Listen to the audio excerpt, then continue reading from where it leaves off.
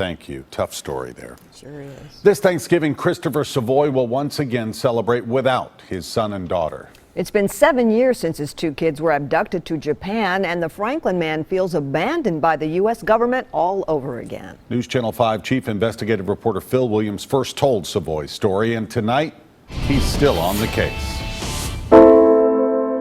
Every day seems like an eternity when you don't have your children with you.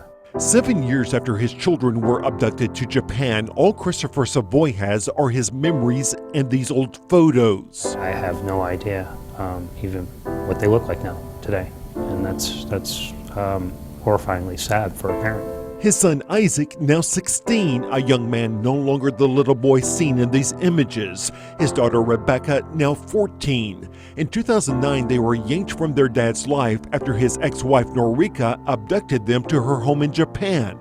Now he's in jail. Christopher Savoy ended up sparking an international incident when he went there armed with a court order to pick up his children as they walked to school. He nearly made it into the American consulate when Japanese police caught up with him. And I was halfway into the consulate, actually on consulate land, when they yanked me out of there. After 2 weeks in a Japanese jail, Savoy was released with no charges being filed, but he was forced to return home without Isaac and Rebecca. For the most part, I've been denied all contact. When I try to call over there, I've been hung up on.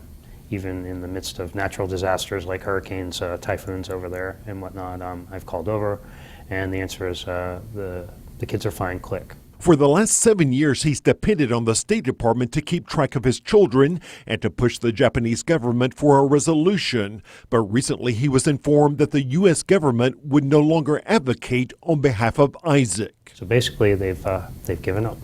Because he turned 16. Because he turned 16. The State Department argues that Isaac is now old enough to go to a U.S. consulate and ask for a passport on his own. Who's going to tell him? I can't get a phone call with him. Are they going to try to get him a passport? No. To leave a child, still a minor child, who's been a kidnapping victim to his own volition, to have to empower himself to walk over to a U.S. consulate and say, I need a passport, is a bit ridiculous.